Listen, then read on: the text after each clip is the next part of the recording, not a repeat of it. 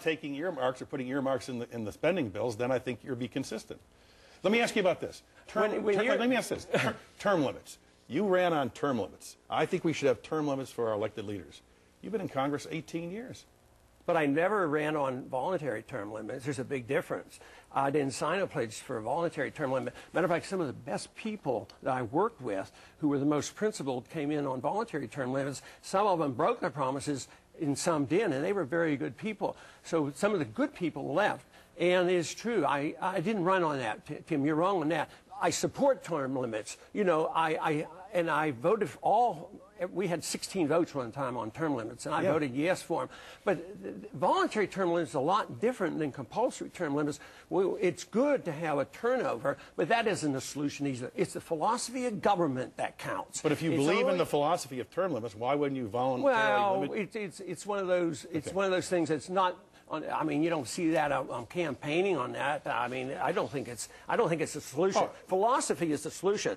What the role of government ought to be. So if you have a turnover and the same people come in and they believe in big government, nothing good is going to come of it. Let me ask you about immigration, because that's a big issue here, and there has been a profound change in your thinking on that. Back when you ran for president in 1988, Libertarian, you said, quote, as in our country's first 150 years, there shouldn't be any immigration policy at all. We should welcome everyone who wants to come here and work.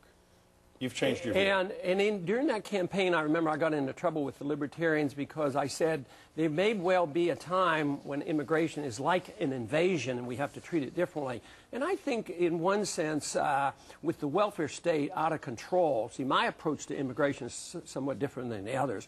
Mine is you deal with it economically. We're in worse shape now because we subsidize immigration. We give food stamps, Social Security, free medical care, free education, and amnesty. So you subsidize and you have a mess. Our hospitals are being closed. Conditions have changed. And I think that we should have, and 9/11 has occurred. Why shouldn't we be looking at people coming in? So there's, this means that we should look at immigration differently. It's an economic issue more than anything. If our economy was in good health, believe me, I don't think it would be an immigration problem. We'd be looking for workers and we would be very generous. You say you're a strict constructionist of the Constitution, and yet you want to amend the Constitution to say that children born here should not automatically be U.S. citizens. Well, amending the Constitution is constitutional. What's a contradiction there? So have the Constitution as written, you want to amend? Well, that's constitutional to do it. Besides, it was the 14th Amendment. It wasn't the original Constitution. And there's a confusion on the interpretation. In the early years, it was never interpreted that way. And it's still confusing because individuals are supposed to have birthright citizenship if they're under the jurisdiction of the government. And somebody who illegally comes in this country as a drug dealer, is he under the jurisdiction and their children deserve citizenship? I think it's awfully confusing. And matter of fact, I have a bill to change that as well as a constitutional amendment to clarify it. Let me ask you about drugs and go back again to your 1988 campaign and see where you stand today. All drugs should be decriminalized. Drugs should be distributed by any adult to other adults. There should be no controls or production, supply, or purchase for adults. Is that still your position? Yeah, it's sort of like alcohol. Alcohol's a deadly drug, kills more people than anything else. And today, the absurdity on this war on drugs, Tim, has just been horrible. We now, the federal government takes over and overrules state laws where state laws permit medicinal marijuana for people dying of cancer. The federal government goes in and arrests these people, put them in prison with mandatory, sometimes life sentences. This war on drugs is totally out of control. If you want to regulate cigarettes and alcohol and drugs, it should be at the state level. That's been my position, and that's where I stand on it.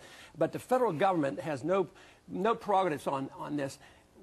When they wanted to outlaw alcohol, they had enough respect for the Constitution to amend the Constitution. Today, we have all these laws and abuse, and they don't even care about the Constitution. I'm defending the Constitution on this issue. I think drugs are horrible. I teach my kids not to use them, my grandchildren, in my medical practice. Prescription drugs are greater danger than hard drugs. But you would decriminalize? I would, at the federal level. I don't have control of the states, and that's what the Constitution says. Let me ask you about race, because I read a speech you gave in 2004, the 40th anniversary of the Civil Rights Act, And you said this: contrary to the claims of the supporters of the Civil Rights Act of '64, the act did not improve race relations or enhance freedom. Instead, the forced integration dictated by the Civil Rights Act of '64 increased racial tensions while diminishing individual liberty. That act gave equal rights to African Americans to vote, to live, to go to lunch counters.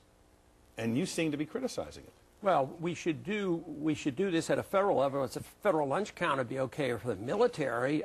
Just think of how the government, caused all the segregation in the military until after World War II.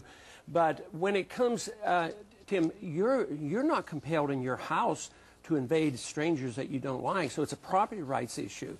And this idea that all private property is under the domain of the federal government, I think, is wrong. So I think even Barry Goldwater opposed that bill on the same property rights position, and now this thing is totally out of control.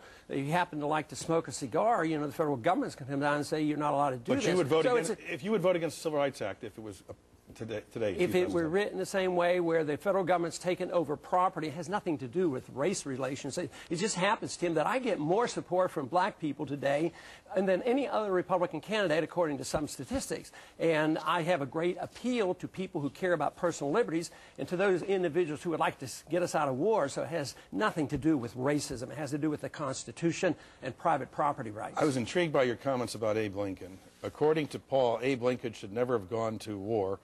There were better ways of getting rid of slavery. Absolutely. 600,000 Americans died in a senseless civil war. No, he shouldn't have gone to war. He did this just to enhance and get rid of the original intent of the Republic. I mean, it was iron fist in Washington. We still have slavery. Oh, come on, Tim.